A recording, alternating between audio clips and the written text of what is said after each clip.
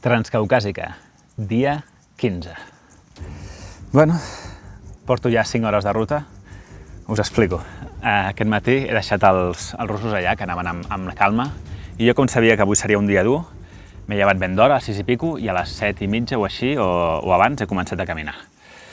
Ja sabeu que la meva por era que després d'aquest poble, de Chia, no hi hagués camí, i certament m'ha costat molt. Per començar, el camí oficial, jo he intentat seguir el GPX, la traça, i no existia això. Llavors he tornat enrere, he intentat pujar a la carena. Allà he fet el meu primer vídeo, que he dit Transcaucàsica, dia 15. Transcaucàsica, dia 15. I m'he introduït, no? Però he dit, torna-ho a fer perquè hi ha un canvi de plans. Dic, bueno, he trobat una petita traça. Això després de 2 hores i mitja, 2 hores i mitja fent 2 quilòmetres o 3. Trobo una petita traça i, bueno, més o menys puc seguir-la, tal, i després això de 3 hores i pico arribo a la carena. Bueno, he arribat a la carena, com podeu veure. Buah, m'ha costat, On en principi sí que coincidia amb el GPX i el camí. El camí aquest d'avui, en principi, seguia la carena. Dic, bueno, ja estic aquí, vale.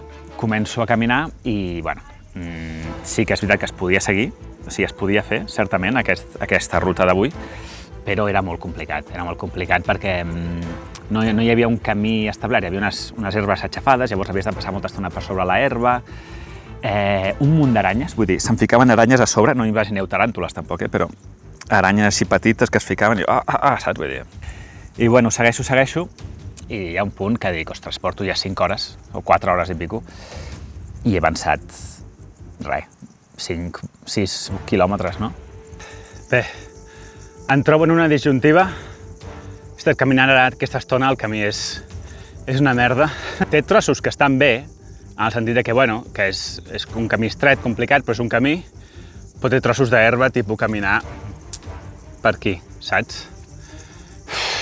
Dic, torno a la carretera, hi havia una sortida, no? Torno a la carretera i intento pujar, anar fins al Borbalo Trail per la carretera, encara que és un desviament molt gran perquè, en comptes de seguir recte, he de donar la volta, no? Arribo aquí baix, i he arribat, Sí, la carretera està aquí al costat, i ja sabeu que em quedava poca bateria perquè hi vaig estar editant el vídeo, i entro a la casa d'aquesta dona, me la trobo, bueno, en llengua de signes, ni tan sols he intentat treure el traductor. No, tal, a veure si puc sentar-me aquí i carregar la bateria, i diu, sí, cap problema. I ja estic allà carregant la bateria, cosa que em deixa molt més tranquil perquè no podia editar el vídeo. Llavors he decidit canviar de plans. El plan inicial era anar fins a Omalo. Per què? Per què havia decidit anar fins a Omalo? Doncs perquè jo, mentre anava en bus fins a Steparsminda, estava buscant coses a fer. Ja us vaig dir que el tram 2 de la ruta no el tenia planificat. I vaig veure aquest trek que caminava fins a Omalo. I dic, ostres, pot ser guai. Clar, què ficava? 5 dies de trek. A lo que l'havies d'afegir el dia i mig o 2 que s'havia de fer per arribar fins al Borbalo Trail, que és el nom d'aquest trek fins a Omalo. Clar, jo que em crec més xulo que tots i que normalment vaig més ràpid que la mitja, dic, bueno, jo en 3 dies i mig, 4 ho puc fer. Doncs no he pogut. I més val una retirada de temps que trobar-me enmig de la muntanya i dic, ostres, no me'n puc anar perquè no hi ha sortida, perquè allò està enmig del no-res. I quan estava arribant a la casa aquesta senyora, m'estava plantejant abandonar, la veritat. M'estava plantejant tornar enrere fins a Rocha, que és on vaig anar ahir, després fins a Juta, que és d'on vaig sortir ahir, i tornar a Tbilisi. Però dic, mira, he menjat a la casa de la senyora aquesta del meu menjar, no he gorronejat. Ella m'ha ofert, però no, l'he dit que no. Llavors he estat mirant el mapa i dic, no, espera, Enric, simplement fes un trek que sigui més fàcil, que el camí sigui més senzill, perquè això que t'estaves ficant es podria fer, però necessitaves com molts més dies, més planificació i tal. Total, nou plan és el següent. Aniré caminant fins a Mutso, que està en aquella direcció, també està direcció est, passant per Anatoli, que és un poble que està a prop. I què té d'especial? Doncs és una zona molt remota de Geòrgia, igual que tota aquesta àrea, però hi ha unes fortaleses medievals restaurades que són bastant guapes i, a més, passarem per molt a prop de la frontera amb Rússia. De fet, m'agradaria apropar-me i fer així, a la frontera de Rússia. I després, doncs tornar. Aquest és el plan. El final boss de les vaques. Un ramat sencer amb cries i tot. Ostres, tu. I ara què faig? Baixo per aquí baix? Bueno, ficaré pel costat de la barrera. No? I així no em veuran com un perill. Deixo el mòbil perquè he d'agafar els pals, que si no em cauré.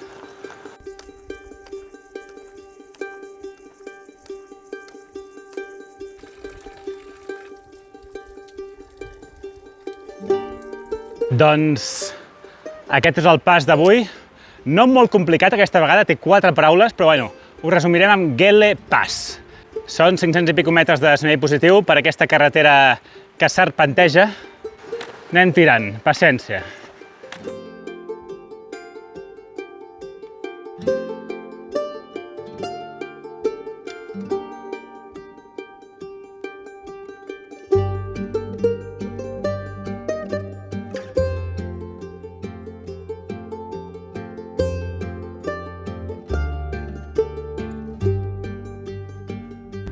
Doncs ja hem arribat al pas, aquí uns quants cotxes, sempre un trajecte bastant concorregut pels viatgers.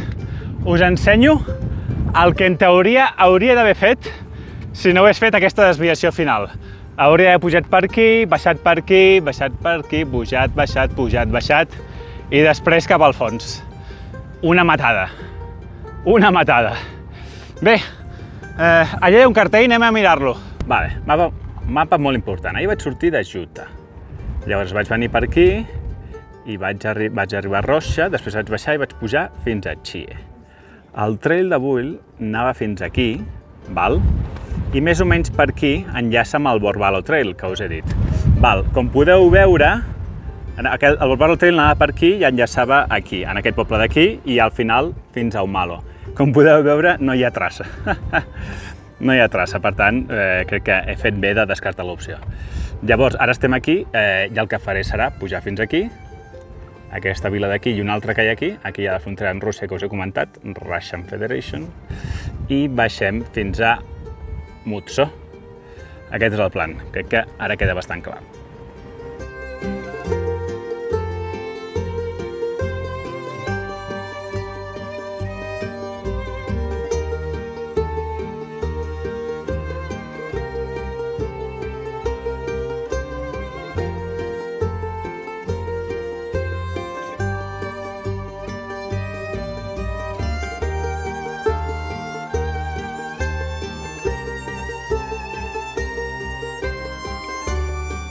Les 5 de la tarda i ja no tindrem més sol en tot el dia. Aquesta vall, al contrari que la d'ahir, és molt tancada i clar, el sol se'n va de seguida i ja no tornarà. També el fet que sigui tancada fa que hi hagi molt de vent, sobretot quan estàs aquí al fons de vall. A veure si puc trobar algun lloc per acampar que no faci gaire vent. Hi ha una cosa molt interessant aquí. Mireu aquest cartell.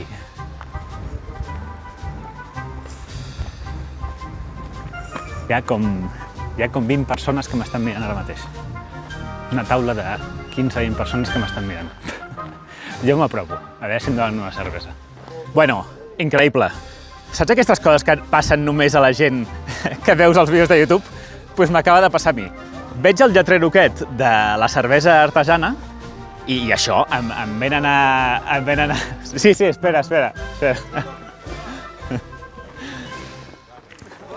Espera, que em diuen que vagi. És que això és un show, Doncs em diuen, vine, i tenen aquí un festín brutal i em conviden a sentar-me, em donen carn d'ovella. YouTube.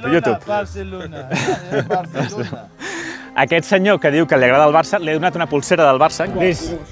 This for you.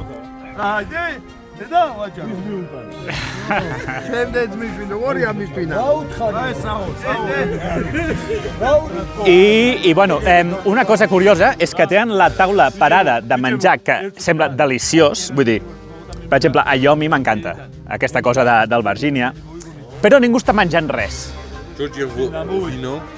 Això és vi i cervesa. Bueno, m'he begut ja 4 gots de cervesa, ja és que no puc més, clar.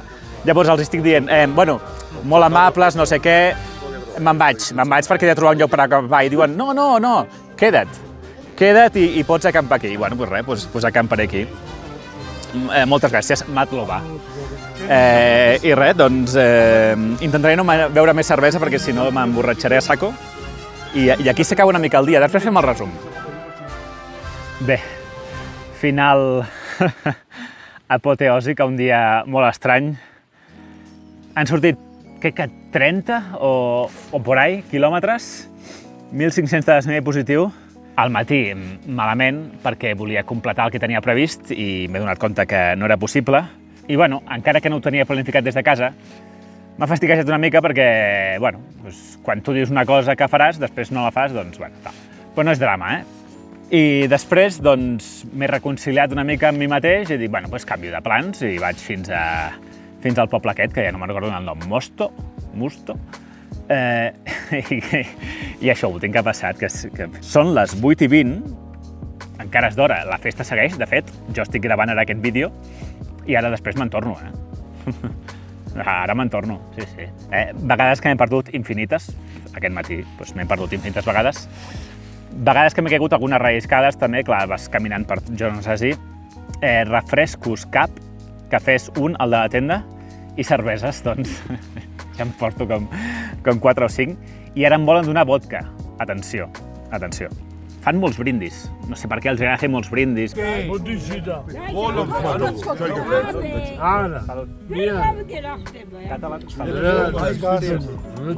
Sí, fan parlaments, tothom s'aixeca, tal, això com un munt de vegades. I quan estava allà tal, porten els kankali, es diu. Són una espècie de dumplings que són molt típics de Geòrgia, val? Això estava boníssim, però boníssim. Bueno, a part d'això, hi ha un dels homes que es diu David o David, no m'ha quedat molt clar.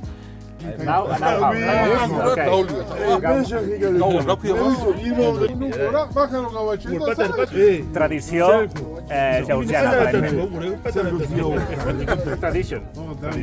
Que viu just aquí on estic ara.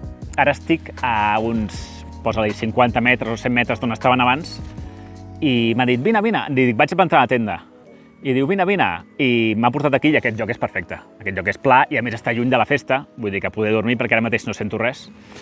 I he de dir que el terreny és molt dur, amb unes piquetes normals no podria clavar-les, però amb aquestes piquetes que tinc que són tan fines, les puc clavar encara que sigui 3 centímetres, que m'aguanta perquè no fa gaire vent. Així que, bé, res, al final són aquestes coses que et passen quan viatges per llocs que no són turístics, que, bueno, de tant en quant tens alguna d'aquestes sorts. Vaig a seguir una mica la festa, no gaire, vull dir, a les 10 i pico ja em retiro. I bona nit, fins demà.